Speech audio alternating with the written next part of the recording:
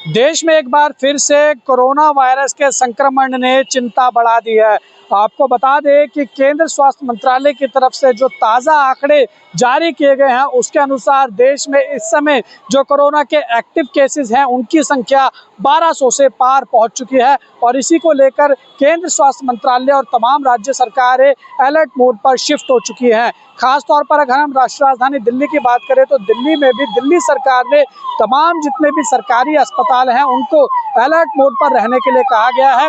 इसके साथ ही ये भी कहा गया है कि जो ऑक्सीजन की सिलेंडर की संख्या है उसको पर्याप्त मात्रा में रखा जाए और इसके अलावा जो डॉक्टर्स हैं उनकी और जो नर्सेज हैं उनके पूरे स्टाफ की जो ट्रेनिंग है वो दोबारा शुरू से उनको कराई जाए और इसके साथ साथ रैपिड एंटीजन टेस्ट किट भी यहाँ पर मंगाई जाए। इसी कड़ी में आप मेरे पीछे देख सकते हैं कि जो दिल्ली का सबसे बड़ा सरकारी कोविड अस्पताल है लोकनायक अस्पताल, इसके बाहर हमारी मौजूदगी है और आप यहाँ पर देख सकते हैं कि जो तैयारी है वो लोकनायक अस्पताल में भी पूरी कर ली गई है।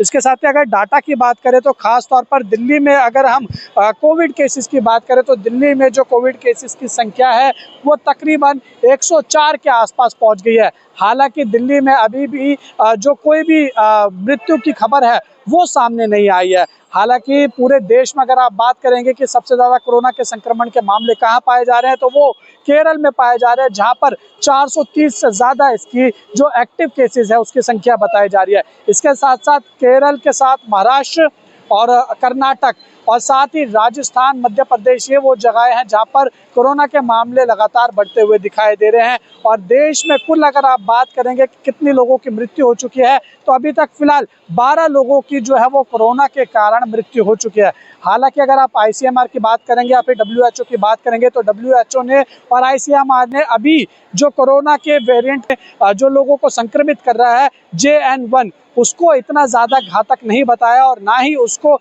चिंताजनक श्रेणी में भी शामिल नहीं किया गया है। इसके अलावा आपको बता दें कि जो नए वेरिएंट जो हिंदुस्तान में पाए जा रहे हैं जो उसकी हम आपको जानकारी दे देते हैं।